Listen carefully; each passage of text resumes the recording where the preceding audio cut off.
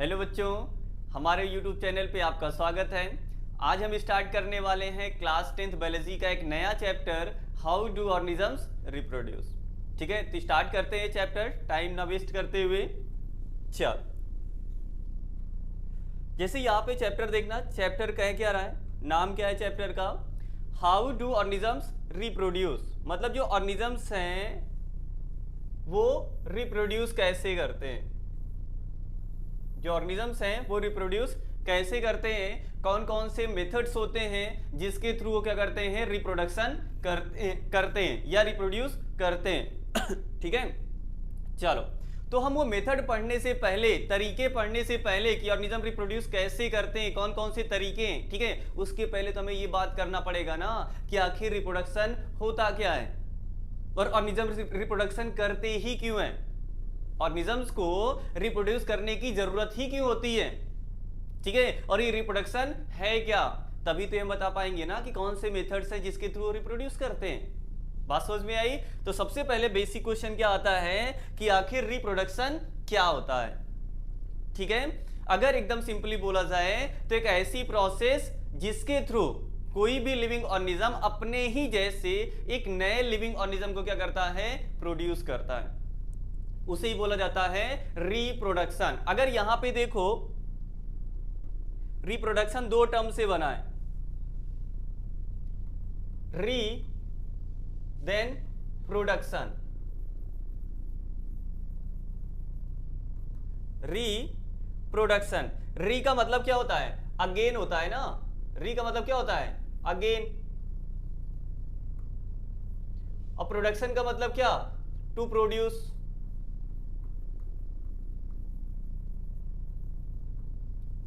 ठीक है, जैसे होता है नहीं, फोन वगैरह होता है या कोई लैपटॉप या क्या बोलते हैं सिस्टम कोई होता है, तो उसमें क्या होता है, जब स्टार्ट हो जाता है तो उसके बाद हम उसको रीस्टार्ट करते हैं ना, क्या करते हैं, रीस्टार्ट करते हैं। वैसे जो ऑर्गेनिज्म पहले प्रोड्यूस हो चुका है वो फिर से क्या करेगा, प्रोड्यूस करेगा अपने ही जैसा। ठीक है, तो उसे क्या बोलेंगे हम, रिप्रोड्यूस या रिप्रोडक्शन। बात समझ में आई? तो रिप्रोडक्शन क्या होता है, एक ऐसी प्रोसेस जिसमें कोई भी लिविंग ऑर्गेनिज्म अपने ही जैसे एक इंडिविजुअल को क्या करेगा, प्रोड्यूस करेगा, वही क्या होगा, रिप्रोडक्शन होगा। क्या होगा, रिप्रोडक्शन। तो डिफाइन कैसे कर सकते हैं, the biological process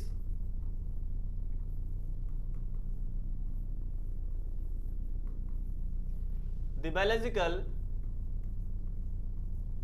process by which and living organism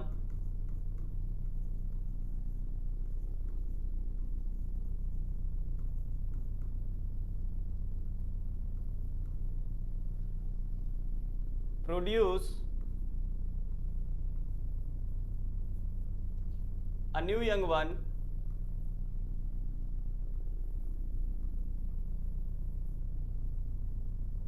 similar to itself। यहां पे बेस्ट होगा ये बोलना, मोर or less, more or less similar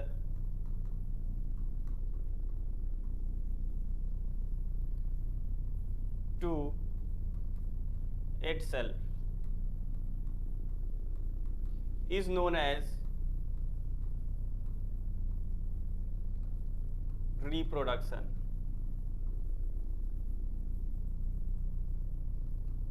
read करना जरा क्या लिखा है हमने, एक ऐसी बायोलॉजिकल प्रोसेस जिसके थ्रू कोई भी लिविंग ऑर्गेनिज्म अपने ही जैसा, अब हो सकता है कि उससे वो ज्यादा मैचिंग हो रही हो सकता है उससे वो कम मैच कर रहा हो। ठीक है, तो मोर or less similar to itself, more or less similar to itself. इतनी बात समझ में आई? चलो, अब नेक्स्ट क्वेश्चन आता है, why do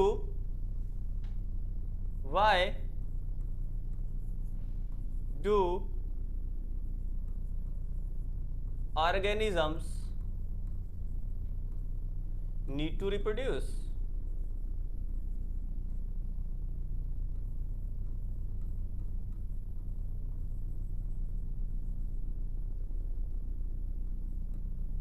ठीक है, जो ऑर्गेनिजम्स होते हैं उनको रिप्रोड्यूस करने की जरूरत ही क्यों होती है, क्यों आखिर कोई भी ऑर्गेनिज्म रिप्रोडक्शन करता है। ठीक है, चलो इसको हम ऐसे देखते हैं। जैसे मान लो एक लोकेलिटी लेते हैं हम, ठीक है, आप लोग जिस लोकेलिटी में रहते हो, एक एरिया में रहते होगे, आपका कोई गांव होगा, ठीक है, या कोई आपकी एक कॉलोनी होगी। ठीक है, तो जिस गांव में या जिस कॉलोनी में आप रहते हो, ऐसे समझो कि उस गांव या उस कॉलोनी में जितने भी लोग हैं, मान लो हंड्रेड्स ऑफ पीपल्स होंगे, 200 होंगे, 500 होंगे, समथिंग वहां पे लोग होंगे ना। ठीक है, मान लो 200 लोग हैं वहां पे, एक लोकेलिटी है वहां पे 200 लोग हैं। अब उन सारों में मतलब जितने भी हैं सारे के अंदर रिप्रोडक्शन खत्म हो जाए, मतलब रिप्रोड्यूस करने की पावर उनके अंदर खत्म हो जाए, क्या होगा बताओ जरा। अगर जिस लोकेलिटी या जिस गांव में आप रहते हो वहां पे जितने भी लोग हैं उनके अंदर रिप्रोडक्शन की पावर खत्म हो जाए, तो आने वाले समय में वो गांव या वो लोकेलिटी क्या हो जाएगी, खत्म हो जाएगी। क्यों? क्योंकि वहां पे तो नए आ नहीं रहे ना, नए इंडिविजुअल तो नहीं आ रहे। अब कोई भी ऑर्गेनिज्म अमर तो है नहीं, उसका एक टाइम पीरियड है, लाइफ स्पैन है, उसके बाद क्या होगी, उसकी डेथ होगी। क्या होगी, उसकी डेथ होगी कि नहीं होगी, डेथ होगी। भैया मैं इंसान हूं, एक समय बाद हमारी क्या होने वाली है, डेथ होने वाली कि नहीं होने वाली, होने वाली। तो कोई भी ऑर्गेनिज्म है एक पर्टिकुलर टाइम पीरियड के बाद उसका डेथ होगा ही होगा। बात समझ में आई? ठीक, तो उस लोकेलिटी उस गांव में जितने भी इंडिविजुअल हैं अगर वो रिप्रोड्यूस नहीं कर पा रहे हैं तो आने वाले समय में वो गांव या लोकेलिटी जो है वो क्या हो जाएगा, खत्म हो जाएगा। क्योंकि ये जो लोग हैं धीरे धीरे क्या करते जाएंगे, मरते चले जाएंगे। अब यहाँ पे ऐसा नहीं है कि बाहर से कोई आए, बाहर से कोई नहीं आने वाला है उसमें। ठीक है, उस गांव में बाहर से कोई नहीं आएगा, वहां पे जितने लोग हैं उन्हीं की बात हो रही है। बात समझ में आई? अब ऐसे ही मानो जैसे आपने एक गांव लिया, एक लोकेलिटी लिया, वैसी पूरी अर्थ ले लो। क्या ले लो, अर्थ ले लो। अब इस अर्थ पे मान लो इंसान है, इंसान की बात करते हैं पहले। ठीक है, इस अर्थ पे जितने इंसान हैं अगर सबके अंदर रिप्रोडक्शन पावर खत्म हो जाए, सबके अंदर रिप्रोडक्शन पावर किसी भी मतलब कुछ हो गया जिसके कारण रिप्रोडक्शन पावर सबके अंदर क्या हो गई, खत्म हो गई, आपको क्या लगता है आने वाले समय में इस अर्थ पर क्या इंसान का अस्तित्व रहेगा? इंसान का अस्तित्व नहीं रहेगा, खत्म हो जाएगा। ठीक है, लेकिन ऐसे मान लो कि जैसे आपका गांव था, वहां पे 2-4 लोग इनफर्टाइल निकल गए, 2-4 लोग रिप्रोड्यूस कर नहीं पा रहे हैं, या आपकी लोकेलिटी में 2-4 लोग रिप्रोड्यूस नहीं कर पा रहे हैं, तो क्या उससे लोकेलिटी पे बहुत ज्यादा असर पड़ने वाला है? क्या उससे आपका गांव या आपकी लोकेलिटी आने वाले समय में खत्म हो जाएगी? क्या नहीं खत्म होगी। तो 1, 2 या 2, 4, 10 ऐसे इंडिविजुअल के रिप्रोड्यूस करने से कोई दिक्कत नहीं है, लेकिन अगर ज्यादा लोग अगर रिप्रोड्यूस ना करें तो हमें लगता है स्पीशीज पे खतरा होगा। किस पे खतरा होगा? स्पीशीज पे।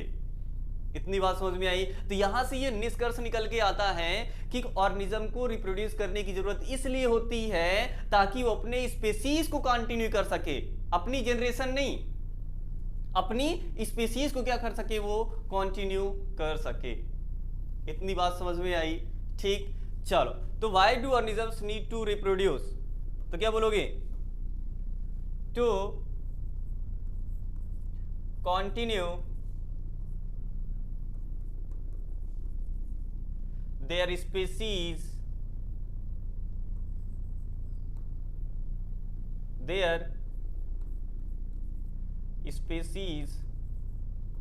on earth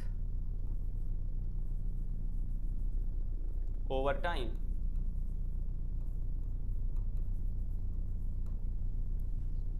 बात समझ में आई? ठीक, इसके अलावा एक तो बेसिक हमने लाइफ प्रोसेस भी बता दिया था कि जो रिप्रोडक्शन होता है, ये बताओ लाइफ प्रोसेस का पार्ट होगा? लाइफ प्रोसेस बोलो जरा, क्या रिप्रोडक्शन लाइफ प्रोसेस का पार्ट है या लाइफ प्रोसेस है? ठीक है, तो लाइफ प्रोसेस जरा फिर से एक बार सोचो जरा क्या होता है। ठीक है, बताओ जरा, डिफाइन करो लाइफ प्रोसेस क्या होता है। वो सारी प्रोसेसेस जो एक लिविंग ऑर्गेनिज्म को अर्थ पर सरवाइव कराने में क्या करें, हेल्प करें, या एक इंडिविजुअल को अर्थ पर सरवाइव कराने में क्या करें, हेल्प करें, वो कहलाती है लाइफ प्रोसेस। ये एक इंडिविजुअल को सरवाइव कराने में हेल्प नहीं कर रहा है, लेकिन हाँ स्पीशीज को सरवाइव कराने के लिए हेल्प कर रहा है।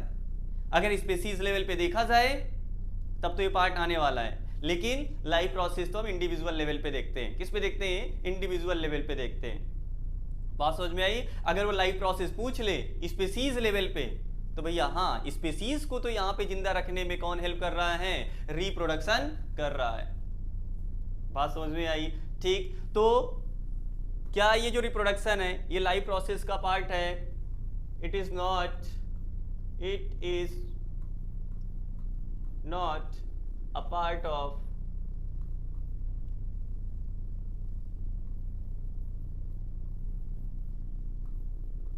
लाइफ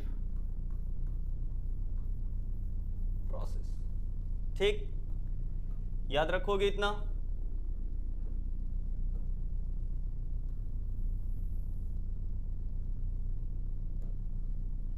अच्छा, नेक्स्ट देखो जरा, जैसे यहां पे देखो, अभी हम लोगों ने क्या पढ़ा है? रिप्रोडक्शन क्या है? एक ऐसी बायोलॉजिकल प्रोसेस जिसमें कोई भी लिविंग ऑर्गेनिज्म अपने ही जैसे एक इंडिविजुअल को क्या करे? प्रोड्यूस करे। तो जैसे यहां पे देखो, डॉग है, डॉग के बच्चे को ही जन्म देता है। एलिफेंट के बच्चे को, इंसान के बच्चे को ही क्या करेगा? प्रोड्यूस करेगा। ठीक है, ये बैक्टीरिया है। क्या है? बैक्टीरिया। ठीक है, अब जो बैक्टीरिया है, बैक्टीरिया से नए बैक्टीरिया दो बन रहे हैं कि नहीं बन रहे? बन रहे हैं, दो नए बैक्टीरिया फॉर्म हो रहे हैं। यहां पे देखो एक प्लांट है, ठीक है, इस प्लांट से एक नया प्लांट आएगा कि नहीं आएगा? नया प्लांट आएगा। ठीक है, ये क्या है? प्लांट। और ये फंजाई है, जिनको फंगस बोलते हो, फंगस या फंजाई, ठीक है, जो भी प्रोनाउंस करो आप। तो यहाँ पे क्या है? एक फंगस है, मशरूम है। ठीक है, मशरूम से क्या होगा? एक नए मशरूम का ही फॉर्मेशन होगा। बात समझ में आई? तो रिप्रोडक्शन हमने क्या बताया था कि रिप्रोडक्शन में कोई भी ऑर्गेनिज्म अपने ही जैसा एक नया ऑर्गेनिज्म क्या करेगा? एक नया इंडिविजुअल प्रोड्यूस करेगा। ठीक है, चल अब नेक्स्ट क्वेश्चन आता है कि तो चलो ठीक है, रिप्रोडक्शन हमने देख लिया कि एक ऐसी प्रोसेस होती है जिसमें कोई भी ऑर्गेनिज्म अपने ही जैसे एक इंडिविजुअल को क्या करेगा? प्रोड्यूस करेगा। तो क्या वो जब नया ऑर्गेनिज्म प्रोड्यूस करता है तो क्या उसकी एग्जैक्ट कॉपी बनाता है? क्या हूबहू जो बच्चा होता है, जो प्रोजनी होती है उसकी, क्या हूबहू उसके जैसे होती है क्या? नहीं। तो क्वेश्चन क्या है? Do organisms create exact copies of themselves? NCERT में दिया गया है, एनसीईआरटी पूछती है, एनसीईआरटी में एक क्वेश्चन पूछा गया है, क्या जो ऑर्गेनिजम्स हैं वो अपनी एग्जैक्ट कॉपी फॉर्म करते हैं क्या? तो आंसर इसका क्या होगा? नो।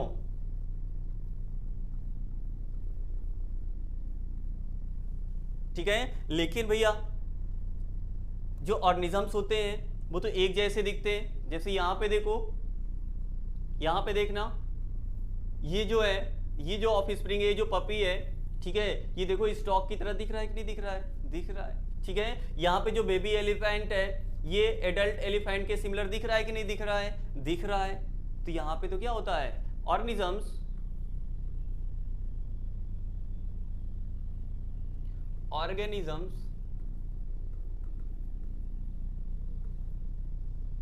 looks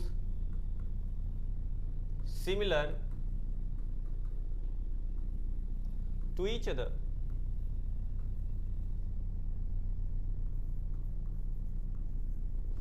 जो ऑर्गेनिजम्स होते हैं वो क्या होते हैं? एक दूसरे के सिमिलर होते हैं, लेकिन क्या वो एग्जैक्ट कॉपी होते हैं? नहीं। बट नॉट एग्जैक्ट कॉपी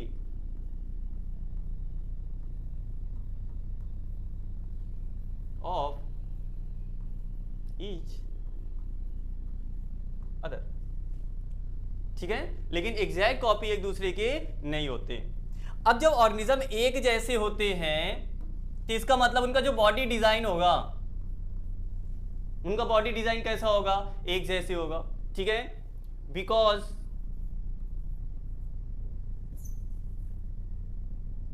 यहां पे organisms looks similar to each other because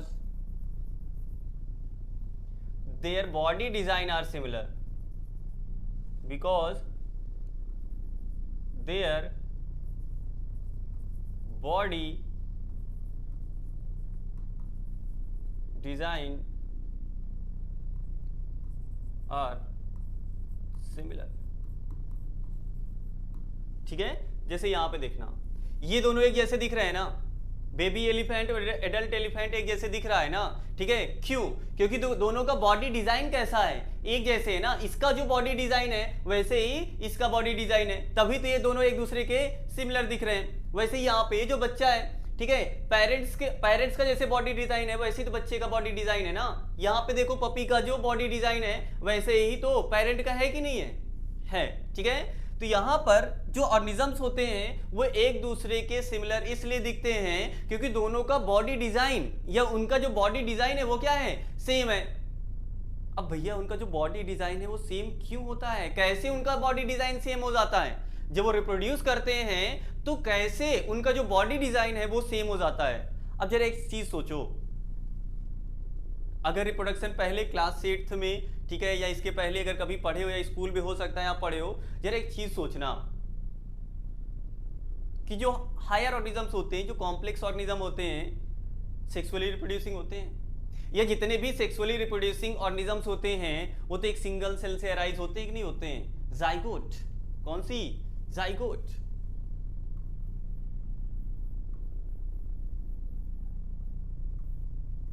जो सेक्सुअली रिप्रोड्यूसिंग ऑर्गेनिजम्स होते हैं वो एक सिंगल सेल से अराइज होते हैं, और वो एक सिंगल सेल कौन सी है? जाइगोट है। कौन सी है? जाइगोट। तो बताओ यार, अभी जाइगोट से ही तो पूरी बॉडी फॉर्म होती है, इसी जाइगोट से तो पूरी बॉडी फॉर्म होने वाली। जाइगोट डिवाइड करते चला जाता है, एम्ब्रियो फॉर्म करता है। एम्ब्रियो से अगर हम लोग की बात करें तो जाइगोट से एम्ब्रियो फॉर्म होगा, एम्ब्रियो से फीटस फॉर्म होगा। अब फीटस के अंदर सारे ऑर्गन फॉर्म होंगे कि नहीं होंगे? होंगे। तो यार जाइगोट के अंदर कुछ तो ऐसा होगा ना जो बता रहा होगा, या बोलो कि जब जाइगोट डिवाइड करता चला जाता है तो उसको कोई ना कोई तो इंस्ट्रक्ट करने वाला होगा ही, इंस्ट्रक्शन कोई ना कोई तो जरूर दे रहा होगा। बिना इंस्ट्रक्शन के वो कैसे अलग अलग ऑर्गन फॉर्म कर देता है? यही सिंगल सेल डिवाइड करने लगती तो हार्ट, लीवर, किडनी, हमारे जितने भी ऑर्गन्स हैं वो सारे आते हैं। इसका मतलब इसको कोई इंस्ट्रक्शन जरूर दे रहा होगा। ठीक है, तो इंस्ट्रक्शन कौन देता है हर एक ऑर्गेनिज्म में? ठीक है, तो वो कौन है? डीएनए। कौन है भैया? डीएनए। चलो, अब यहां पर बॉडी डिजाइन सिमिलर है, इसका मतलब बोल सकते हैं कि बॉडी डिजाइन को बनाने वाला जो ब्लूप्रिंट होगा वो भी क्या होगा? सेम होगा। बॉडी डिजाइन को फॉर्म करने वाला जो ब्लूप्रिंट होगा वो भी क्या होगा? सेम होगा, तभी बॉडी डिजाइन क्या है? सेम है। तो देखो अब नेक्स्ट है, body designs are similar, body design of organism is similar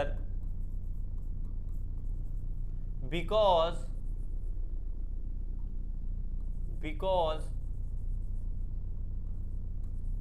the blueprint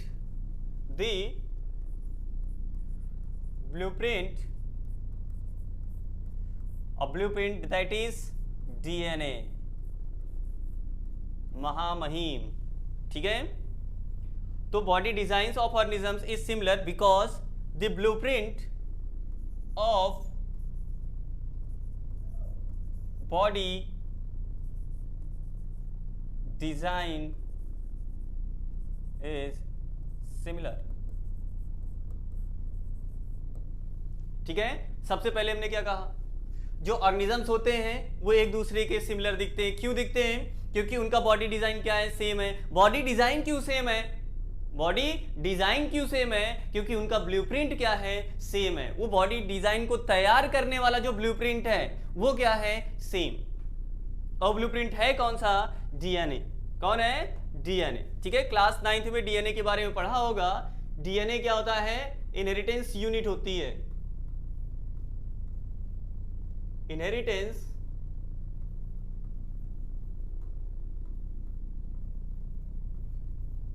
unit या यूनिट ऑफ इनहेरिटेंस। ठीक है, इसका फुल फॉर्म क्या होता है? Deoxy ribo nucleic acid,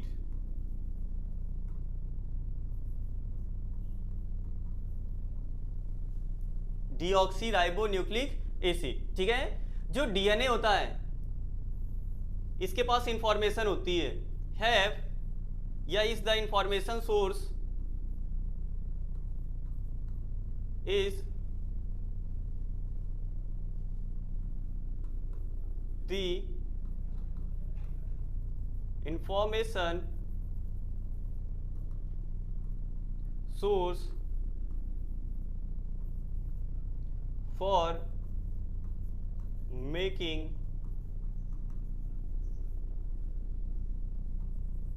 all the chemicals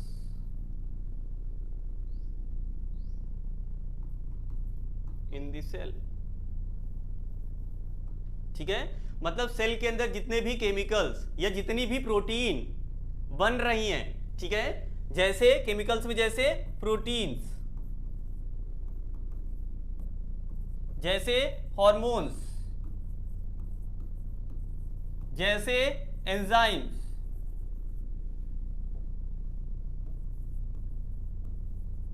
etcetera. ठीक है, ये सारे केमिकल्स जो सेल के अंदर बन रहे हैं, ठीक है, इसका मैसेज, ये इसका इंफॉर्मेशन किसके पास है? डीएनए के पास है। किसके पास है? डीएनए। बात समझ में आई? चलो, अगर डीएनए के पास इंफॉर्मेशन है, जो डीएनए है, अगर वो इंफॉर्मेशन सोर्स है किसी भी सब्सटेंस को बनाने के लिए, या बॉडी डिजाइन कैसी होगी उसका पूरा अगर इंफॉर्मेशन डीएनए के पास है, तो जब किसी ऑर्गेनिज्म को रिप्रोड्यूस करना होगा तो सबसे पहले अपने इस ब्लूप्रिंट की, या बोलो डीएनए की, क्या करनी पड़ेगी? कॉपी करनी पड़ेगी। क्या करनी पड़ेगी? कॉपी करनी पड़ेगी, या बोलो उसको सबसे पहले अपने डीएनए का एक रेप्लिका फॉर्म करना पड़ेगा। क्या फॉर्म करना पड़ेगा? रेप्लिका। तभी तो वो अपनी बॉडी डिजाइन जो है उसकी कॉपी बना रहा है ना, और उस कॉपी को किसको दे देगा? वो बच्चे को दे देगा। किसको दे देगा? बच्चे को दे देगा। मतलब किसी ऑर्गेनिज्म को अगर रिप्रोड्यूस करना है तो उसको अपनी जो बॉडी डिजाइन है उसकी क्या करनी पड़ेगी? एक रेप्लिका फॉर्म करनी पड़ेगी। क्या फॉर्म करनी पड़ेगी? रेप्लिका। या बोलो उसके बॉडी डिजाइन का जो ब्लूप्रिंट है उसका रेप्लिका बनाना पड़ेगा उनको। क्या बनाना पड़ेगा? रेप्लिका। मतलब डीएनए की क्या करनी है? अब नेक्स्ट कॉपी करनी है। डीएनए की क्या करनी है? कॉपी करनी है। डीएनए की कॉपी। आओ देखो, अब जो डीएनए है, एक डीएनए से कितने डीएनए बनाया जाएगा? 2 डीएनए बनाया जाएगा।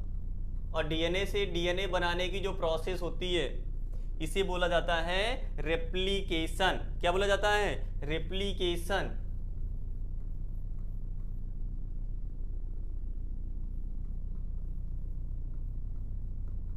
ये हम आपको पढ़ाएंगे क्लास 12th में। ठीक है, कि डीएनए से डीएनए बनाना,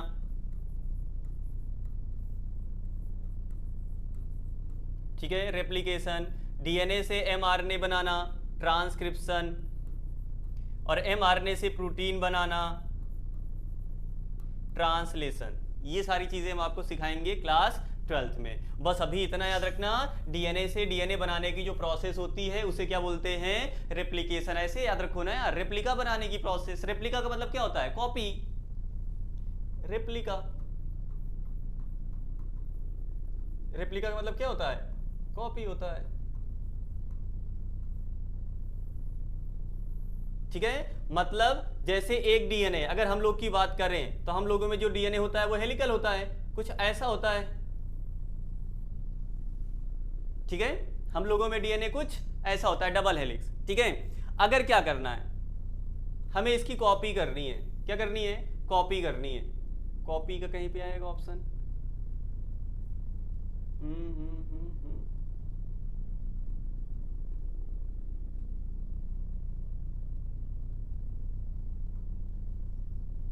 कॉपी नहीं है इसमें, चलो कोई बात नहीं। चलो, जैसे ये डीएनए, इसकी हमें क्या बनानी है? कॉपी बनानी है। ठीक है, एक और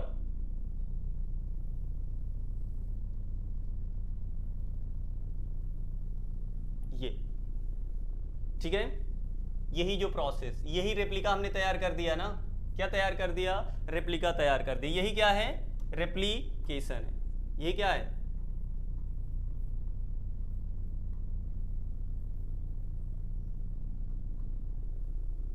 ठीक है। अब जब एक डीएनए से एक डीएनए और बनाया जाएगा, जब सेल के अंदर, ये सेल के अंदर हो रहा है, किसके अंदर हो रहा है, सेल के अंदर, ठीक है। तो जब एक डीएनए से कितने डीएनए हो गए, 2 हो गए ना, कॉपी बनाया गया, उसको उसमें कन्वर्ट नहीं किया गया, ये तो रहेगा ही रहेगा, प्लस एक कॉपी और बन गई। तो जब एक डीएनए से 2 डीएनए बनाया जाएगा, उस समय सेल के अंदर क्या चलेगी, केमिकल रिएक्शन। केमिकल रिएक्शन के थ्रू ये किया जाएगा, किसके थ्रू किया जाएगा, केमिकल रिएक्शन के थ्रू। मतलब सेल के अंदर केमिकल रिएक्शंस चलेंगी, उन रिएक्शन के दौरान एक डीएनए से एक डीएनए क्या किया जाएगा, और फॉर्म किया जाएगा, एक कॉपी और बनाई जाएगी। और कोई भी chemical reaction, no chemical reaction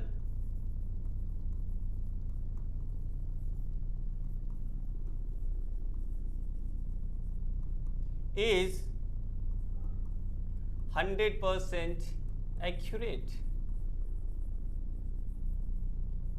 और कोई भी केमिकल रिएक्शन 100% एक्यूरेट नहीं हो सकती, ठीक है। क्या 100% उसकी एक्यूरेसी होगी, क्या 100% एक्यूरेसी नहीं होगी। तो जब डीएनए से डीएनए की क्या बनाई जाएगी, कॉपी बनाई जाएगी, वहां पर कुछ चेंजेस होने के चांसेस हैं।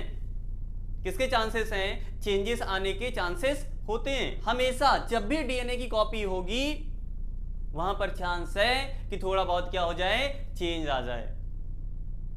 बात समझ में आई। और वही जो चेंज होता है, वही ऑर्गेनिज्म के अंदर या इंडिविजुअल के अंदर क्या लाता है, चेंज लाता है या परिवर्तन लाता है। इतनी बात समझ में आई। तो सेल्स क्या करती है, जैसे ये सेल है, ठीक है, इस सेल में क्या हुआ, इस सेल को डिवाइड करना था, इस सेल को रिप्रोड्यूस करना था, ये रिप्रोड्यूस करने वाली सेल है, क्या कौन सी वाली सेल है, इसी सेल से रिप्रोडक्शन होना है, ठीक है। तो इसको क्या करना पड़ेगा, सबसे पहले अपने डीएनए को रेप्लिकेट करना पड़ेगा। क्या करना पड़ेगा, रेप्लिकेट करना पड़ेगा। फिर उसके बाद ये क्या कर देगा, सेल को डिवाइड कर देगा। अभी जब सेल को डिवाइड करेगा तो ऐसा नहीं होगा कि इसके अंदर जैसे माइटोकॉन्ड्रिया है, इसके अंदर लाइसोसोम है, गोल्जी एपरेटस है, एंडोप्लाज्मिक रेटिकुलम है, ऐसा नहीं होगा कि एक सेल में रख ले और दूसरे वाले सेल को ये सारे पार्ट दे ही ना। डीएनए अकेले सेल के अंदर कोई काम नहीं कर सकता है, ठीक है। डीएनए ये समझो हमारे सेल का राजा होता है, सेल का क्या है, राजा है। और राजा कोई काम नहीं करता है, वो काम करवाता है। वो बोलता है कि हाँ ये काम करना है, ये काम करना है, ये काम करना है, ये काम करना है। जैसे कोई कंपनी है, बड़ी कंपनी है, बड़ी कंपनी का जैसे सीईओ है या कोई मालिक है, क्या वो काम करेगा, क्या वो काम नहीं करेगा, लेकिन वो इंस्ट्रक्ट करेगा। क्या करेगा, इंस्ट्रक्ट करेगा, ये काम करो, ये काम करो, ये काम करो, ये काम करो, आपका काम ये है, आपकी टीम का काम ये है, आपकी टीम का काम ये है। वही समझो डीएनए है। डीएनए सबको समझो इंस्ट्रक्ट कर रहा है कि किसको कौन सा काम करना है, कौन सा केमिकल कौन बनाएगा, कौन सा मेटाबॉलिज्म कौन सो करने वाला है। इसका मतलब डीएनए अकेले से ही सेल में कुछ होने वाला है क्या, नहीं। उसको वो सारी मशीनरी भी देनी पड़ेगी। जब सेल की कॉपी बना रहे हैं, रेप्लिका बना रहे हैं, तो डीएनए तो रेप्लिकेट कर लिए, उसके साथ साथ जब वो सेल हम फॉर्म करेंगे तो उसके साथ साथ वो भी मशीनरी उसको देनी पड़ेगी जिसके साथ वो क्या कर सके, वर्क कर सके।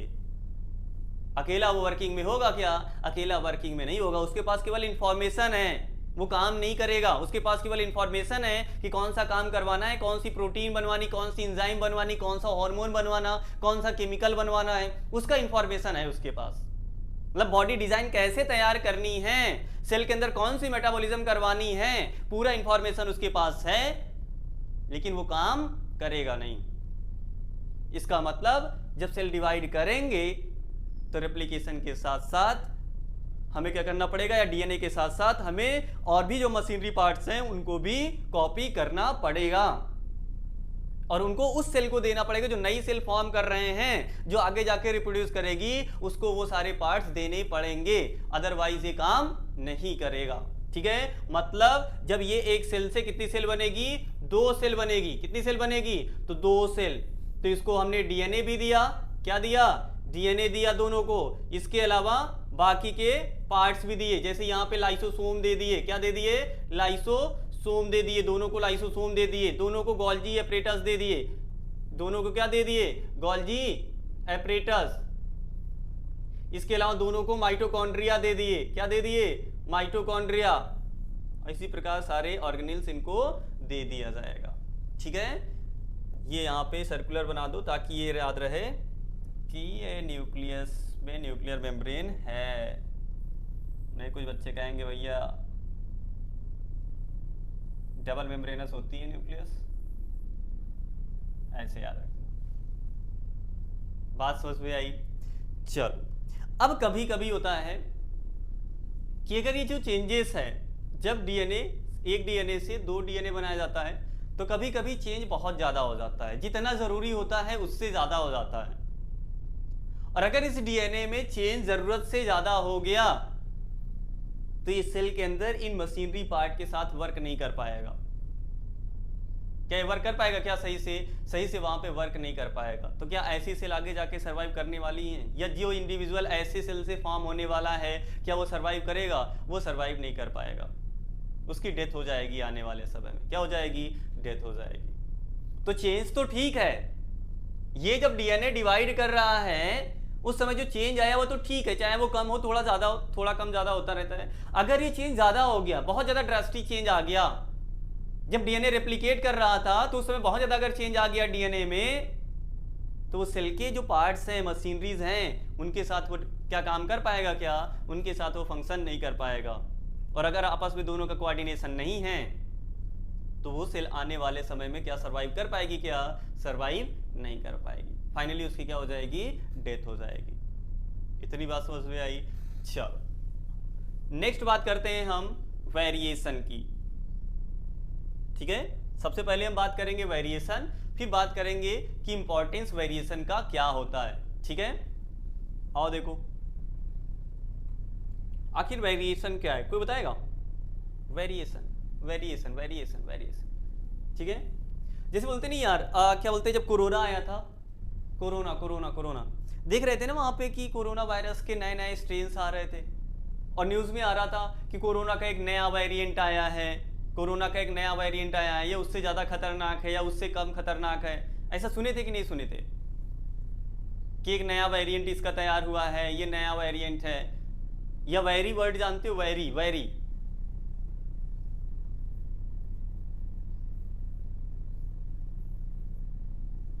वेरी का मतलब क्या होता है? चेंज होता है। क्या होता है? चेंज। ठीक है, तो हम बोल सकते हैं ना वेरिएशन क्या है। सबसे पहले व्हाट इज वेरिएशन?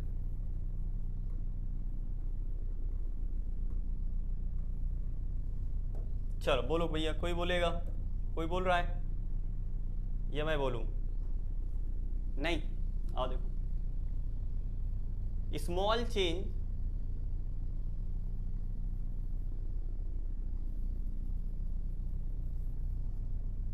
स्मॉल, या ऐसे बोलो वेरिएशन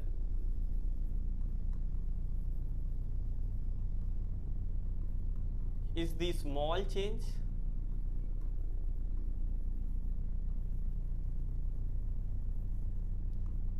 in an organism या cell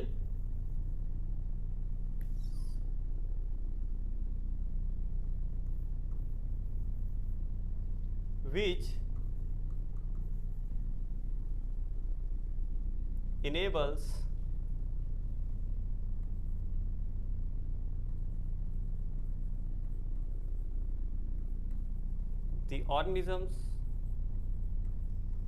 the organism या cell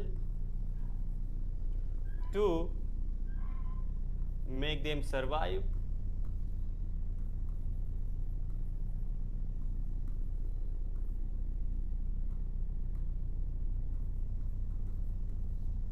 with the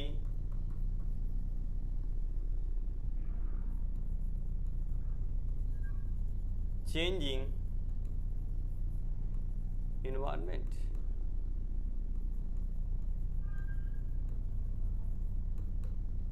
ठीक है भैया, बहुत लंबा चौड़ा लिख दिया यार, है ना, बहुत लंबा हो गया ना, कोई बात नहीं। वेरिएशन क्या होता है? किसी भी सेल के अंदर या किसी भी ऑर्गेनिज्म के अंदर स्मॉल चेंज जो उसे सक्षम बनाता है कि चेंजिंग इन्वायरमेंट के साथ वो अपने आप को क्या करा सके, सरवाइव करा सके।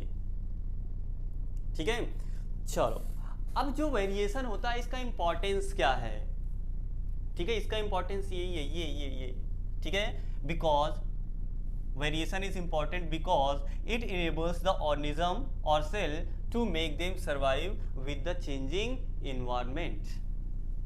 जो वेरिएशन है वो ऑर्गेनिज्म या सेल को क्या करता है, सक्षम बनाता है ताकि जो चेंजिंग इन्वायरमेंट है उसमें वो ऑर्गेनिज्म अपने आप को क्या कर सके, सरवाइव करा सके। बात समझ में आया? ठीक है, तो वेरिएशन जो होता है बहुत इंपॉर्टेंट होता है। जो वेरिएशन होता है ये बहुत इंपॉर्टेंट होता है, इसकी बहुत ज्यादा जरूरत होती है। अगर वेरिएशन किसी इंडिविजुअल के अंदर नहीं हो रहा है तो उसका जो सर्वाइवल है वो मुश्किल होगा। क्या होगा? क्योंकि इन्वायरमेंट कॉन्टिन्यूअस चेंज हो रहा है। क्या इन्वायरमेंट स्टेबल है क्या? आज से 10 साल पहले चले जाओ, 10 साल के पहले का इन्वायरमेंट और आज का इन्वायरमेंट देख लो। आज से 100 साल पहले चले जाओ, तब का टेम्परेचर और आज का टेम्परेचर देख लो। अगर हम बात करें 100 सालों में नियर अबाउट, अगर हम एवरेज टेम्परेचर की बात करें, एवरेज मतलब पूरे ईयर का एक टेम्परेचर जो एवरेज टेम्परेचर निकलता है, अगर हम उसकी बात करें तो 1 से 2 डिग्री सेल्सियस अप हो चुका है एवरेज टेम्परेचर। पहले जितनी ठंडी पड़ती थी, क्या अब उतनी ठंडी पड़ती है क्या? अब तो उतनी ठंड नहीं पड़ती है। पहले जो गर्मी पड़ती थी, क्या उतनी गर्मी है क्या? उससे ज्यादा हो गई है। पहले जितनी बारिश होती थी उतनी हो रही क्या? नहीं होती। जितनी होनी चाहिए उतनी नहीं होती, कहीं पे ज्यादा हो रही, कहीं पे कम हो रही है। लेकिन पहले ऐसे होता था क्या? नहीं।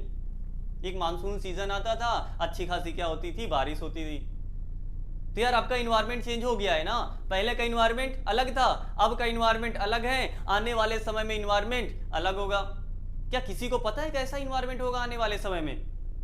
आने वाले समय में हो सकता है यहाँ का टेम्परेचर डाउन चला जाए किसी कारणवश, या हो सकता है यहाँ का टेम्परेचर और अप हो जाए। पता है क्या किसी को? नहीं पता है, कुछ भी हो सकता है। बात समझ में आई?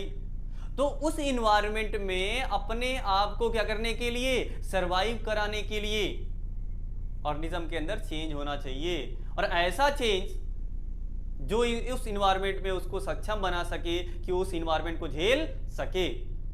अगर आज से हजारों साल पीछे हमें ले जाके छोड़ दो, हम मर जाएंगे, हम सरवाइव नहीं कर पाएंगे, क्योंकि हमारे अंदर जो चेंज है, हमारे अंदर जो वेरिएशन है वो इस इन्वायरमेंट के लिए सुइटेबल है। क्या उस इन्वायरमेंट के लिए सुइटेबल है? क्या उस इन्वायरमेंट के लिए सुइटेबल नहीं है। तो क्या हम उस इन्वायरमेंट में सरवाइव कर पाएंगे? हम उस इन्वायरमेंट में सरवाइव नहीं कर पाएंगे। और उस समय 1000 साल पहले जो इंडिविजुअल थे, या 500 साल पहले जो इंडिविजुअल थे, जो लोग थे, उनको आज के इन्वायरमेंट में लाके खड़ा कर दो, वो सरवाइव नहीं कर पाएंगे, वो सरवाइव नहीं कर पाएंगे। बात समझ में आई? ठीक है, क्यों? क्योंकि उनके अंदर चेंज अलग और आज का इन्वायरमेंट अलग है। उनके अंदर जो चेंज है उनके इन्वायरमेंट के हिसाब से है, और हमारे अंदर जो चेंज है वो हमारे इन्वायरमेंट के हिसाब से है। तो हमारे अंदर जो चेंज है हमें इस इन्वायरमेंट में सक्षम बना रहा है कि हम क्या कर सकें, अपने आप को सरवाइव करा सकें, और उनके अंदर जो चेंज था उनको सक्षम बना रहा था कि वो उस इन्वायरमेंट में क्या कर सकें, अपने आप को सरवाइव करा सकें। और इसी प्रकार आने वाले समय में जो इंडिविजुअल होंगे उनके अंदर उस इन्वायरमेंट के हिसाब से क्या होगा, अगर वेरिएशन होगा तो वो सरवाइव कर पाएंगे, अगर वेरिएशन नहीं होगा तो वो सरवाइव नहीं कर पाएंगे। अब क्या भैया, जब वेरिएशन आता है तो क्या सबके अंदर एक ही वेरिएशन होता है क्या? पॉपुलेशन में जितने भी लोग हैं क्या सबके अंदर एक ही वेरिएशन है? तो सबके अंदर एक वेरिएशन नहीं है, सबके अंदर सेम चेंज नहीं होता है, सबके अंदर चेंजेस थोड़े अलग अलग होते हैं। अब कौन सरवाइव करेगा ये डिपेंड करता है नेचर पे। किस पे डिपेंड करता है? नेचर पे डिपेंड करता है कि किसका नेचुरल सिलेक्शन होगा। क्लास 12 में बात आती है एवोल्यूशन, अभी अपने यहां से गायब कर दिया गया है। वहां पे एक टर्म होता है नेचुरल सिलेक्शन, और नेचर उन्हीं को सिलेक्ट करता है जिनके अंदर चेंज नेचर के हिसाब से होता है। परिवर्तन तो जरूरी है, वेरिएशन तो जरूरी है, लेकिन वेरिएशन इतना ज्यादा भी नहीं होना चाहिए कि हमारा जो इन्वायरमेंट है उसको सिलेक्ट ना कर सके। परिवर्तन इतना ज्यादा भी, या बोलो वेरिएशन इतना ज्यादा नहीं होना चाहिए कि हमारा जो नेचर है क्या उसको सिलेक्ट ना कर सके, और वेरिएशन इतना कम भी ना हो कि वो नेचर के हिसाब से ना हो। बात समझ में आई? ठीक, तो वेरिएशन सही है, लेकिन वो किसके हिसाब से होना चाहिए? हमारे नेचर के हिसाब से होना चाहिए, ना बहुत ज्यादा और ना बहुत कम। बात समझ में आई? और वैसे भी यार नेचर में कोई भी चीज ना तो जरूरत से ज्यादा होनी चाहिए, ना तो जरूरत से कम होनी चाहिए। अगर जरूरत से ज्यादा हुई तब में भी प्रॉब्लम, जरूरत से कम हुई तब में भी प्रॉब्लम। ये नेचुरल चीज है, या लिविंग सिस्टम का ये क्या है, ये नियम है। बात समझ में आई? ठीक, आ जाओ भैया। तो वेरिएशन समझ गए, वेरिएशन क्या है, वेरिएशन का इंपॉर्टेंस क्या है। ठीक है, अगर किसी इंडिविजुअल के अंदर वेरिएशन नहीं आएगा तो क्या वो सरवाइव कर पाएगा? क्या आने वाले समय में? आने वाले समय में वो सरवाइव नहीं कर पाएगा। जैसे हम आपको एग्जांपल देते हैं, जैसे नोकिया फोन था ना, नोकिया फोन मार्केट में पहले अगर देखो, बहुत समय पहले जब स्टार्ट में फोन आया था उस समय नोकिया मार्केट में बहुत ज़्यादा छाया हुआ था। और आज बताओ नोकिया की क्या हालत है? क्या आज मार्केट में नोकिया ज़्यादा है क्या, या स्टेबल है क्या? पहले की तरह नहीं है। वो मार्केट से गायब क्यों हुआ? क्या आपको पता है? उसने वेरिएशन नहीं लाया अपने अंदर। लोग चेंज हो रहे थे, लोगों को नई चीज़ें चाहिए थी, लोगों की डिमांड अलग थी, और लोगों की डिमांड के अनुसार क्या वो अपने अंदर चेंज लाया? क्या वो अपने अंदर चेंज नहीं लाया। वो अपने हिसाब से चल रहा था, वो अपने हिसाब से चल रहा था। उसने अपने फोन में क्या वेरिएशन लाया? क्या नहीं लाया। और लोगों को तो नई चीजें चाहिए थी, समय चेंज हो रहा था, लोगों की डिमांड चेंज हो रही थी, डिमांड बढ़ रही थी, और वो डिमांड के अनुसार फुलफिल नहीं कर पा रहा था लोगों की। क्या होने लगा? लोग उसको क्या करने लगे? रिजेक्ट करने लगे। मार्केट में जो लोग आए, जो इन लोगों के हिसाब से फोन बना रहे थे, लोगों ने उसको क्या किया? प्रेफरेंस ज्यादा दिया। ठीक है, तो कभी देखो ना, वहां पे धीरे धीरे स्मार्टफोन्स आने लगे कि नहीं आने लगे? लोग इसकी तरफ बढ़ने लगे, उसको तवज्जो कम देने लगे। लेकिन वो भैया तो उन्हीं पे टिके थे, नहीं हम तो यही बनाएंगे, हम यही बनाएंगे, हम ऐसे ही रखेंगे, अपने अंदर वेरिएशन नहीं लाएंगे। अगर वेरिएशन नहीं लाओगे लोग आपको सिलेक्ट नहीं करेंगे, आपकी डिमांड क्या होगी? कम होगी। वैसे ही मान लो इंडिविजुअल है, लिविंग ऑर्गेनिज्म है। अब मान लो लिविंग ऑर्गेनिज्म के अंदर वेरिएशन आए ही ना, ठीक है, ना लाओ वेरिएशन। नेचर तो चेंज हो रहा है ना, नेचर तो आगे चेंज हो रहा है, नेचर तो अपने हिसाब से चलेगा। क्या आपके हिसाब से चलेगा? क्या आपके हिसाब से नहीं चलेगा। आप चेंज नहीं ला रहे हो, ठीक है, आने वाले समय में आप खत्म हो जाओगे, नेचर आपको सिलेक्ट नहीं करेगा। अगर आपको नेचर के हिसाब से चेंज लाना है तब तो ठीक है, नहीं ला रहे हो भाड़ में जाओ। ठीक है, नेचर ऐसा बोलता है, नेचर की डिमांड है, ऐसा परिवर्तन आना चाहिए, उनके डिमांड के अनुसार हमें चलना पड़ेगा। अगर उनके डिमांड के अनुसार नहीं चलेंगे, सिलेक्शन हमारा नहीं होगा, और सिलेक्शन नहीं होगा मतलब गए काम से। सर्वाइवल आसान होगा क्या? आसान नहीं होगा। जैसे यहां पे एनसीईआरटी में एग्जांपल दिया है बैक्टीरिया का। किसका? बैक्टीरिया का। मान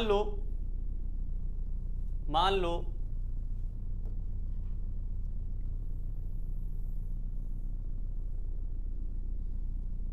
ये एक एरिया था, ठीक है, यहां पे कुछ बैक्टीरिया सरवाइव कर रहे थे। कौन सरवाइव कर रहा था? बैक्टीरिया।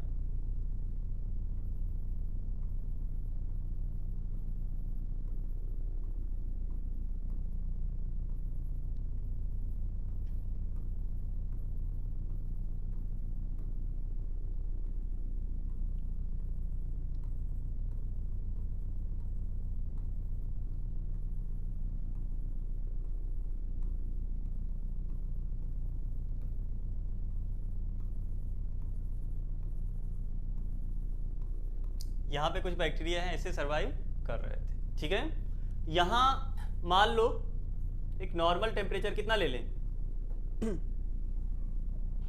बोलो जरा। 10 डिग्री सेल्सियस।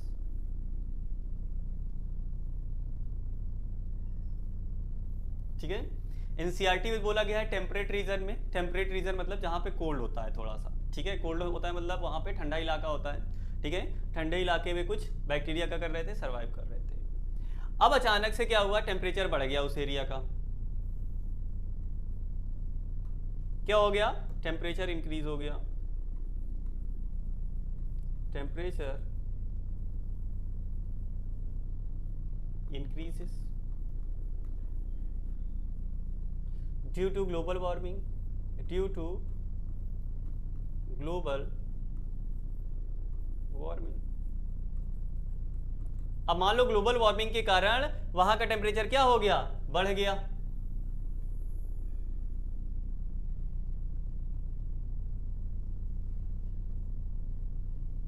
आ जाओ भैया देखो जरा, अब यहां पे देखना,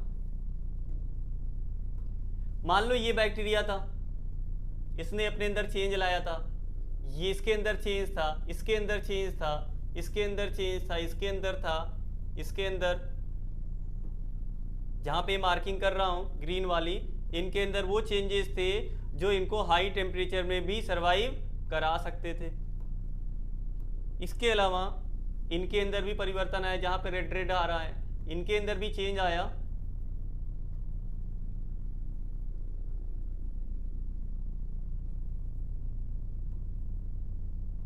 लेकिन ये जो रेड वाला हमने बनाया है, इनके अंदर वो चेंज नहीं था जो हाई टेम्परेचर पे इनको सरवाइव करा सके, उनके अंदर कुछ और चेंज था, ठीक है। मान लो इनके अंदर वो चेंज था जो बहुत ज्यादा कोल्ड टेम्परेचर में भी इनको सरवाइव करा सके। नॉर्मल टेम्परेचर था 10 डिग्री सेल्सियस, ठीक है, इनके अंदर मान लो ये जो रेड वाले हैं, इनके अंदर वो वेरिएशन था जो इसको मान लो -20 डिग्री सेल्सियस पे भी सरवाइव करा सके, या -100 डिग्री सेल्सियस पे मान लो सरवाइव करा सके। यहां इतना घट गया टेम्परेचर तब में भी सरवाइव करा सके, ठीक है। तो अगर इतना टेम्परेचर आता है, आने वाले समय में अगर इतना टेम्परेचर हो जाता है तो ये वाले सरवाइव कर जाएंगे, बाकी सब क्या हो जाएंगे, टाटा बाय बाय करके बाहर चले जाएंगे, मर जाएंगे, ठीक है। और अगर ये वाले के अंदर क्या था, ये जो ग्रीन वाले हैं, इनके अंदर टेम्परेचर था, मतलब इनके अंदर वेरिएशन था कि हाई टेम्परेचर में क्या कर सके, हाई टेम्परेचर में अपने आप को सरवाइव करा सके। तो टेम्परेचर बढ़ गया भाई, तो टेम्परेचर बढ़ गया तो वो वाले सरवाइव करा पाएंगे अपने आप को। जैसे यहाँ पे कौन कौन सा पहले 4 हैं, तो ये पहले 1 2 3 4, दूसरी लाइन का कोई नहीं, तीसरी लाइन में दूसरा और चौथा, पांचवा और ये 7वां, ठीक है, मतलब सेकंड पोजीशन, यहाँ पे एक और, ठीक है। इस वाले में 2 अपने आप को सरवाइव करा पाएंगे और इस वाले में 1 2 3 इतने आपको अपने आप को क्या करा पाएंगे, सरवाइव करा पाएंगे इस इन्वायरमेंट में। बाकी सब क्या हो जाएंगे, मर जाएंगे। बाकी को क्या नेचर सेलेक्ट करेगा, क्या आने वाले समय में वो खत्म हो जाएंगे। नेचर उनको सिलेक्ट किया क्या, नहीं। अब इतने हैं, अब इतने जो बैक्टीरिया हैं अभी क्या करेंगे, रिप्रोड्यूस करेंगे।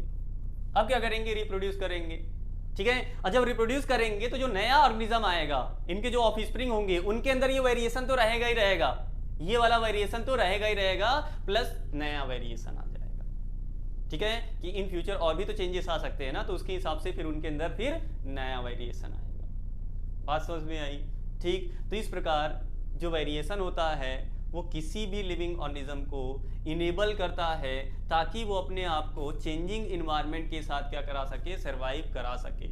और वेरिएशन जरूरत से बहुत ज़्यादा भी नहीं होना चाहिए। अगर ज़रूरत से बहुत ज़्यादा हो गया तो उस इन्वायरमेंट के साथ फंक्शनल होगा क्या, नहीं होगा। इतनी बात समझ में आई। अच्छा, नेक्स्ट है टाइप्स ऑफ रिप्रोडक्शन, ठीक है। टाइप्स ऑफ रिप्रोडक्शन, इसको हम पढ़ेंगे अपनी नेक्स्ट क्लास में, ठीक है। मतलब सेक्सुअल और एसेक्सुअल रिप्रोडक्शन, नेक्स्ट क्लास में हम एसेक्सुअल रिप्रोडक्शन खत्म कर लेंगे, ठीक है। Thank you.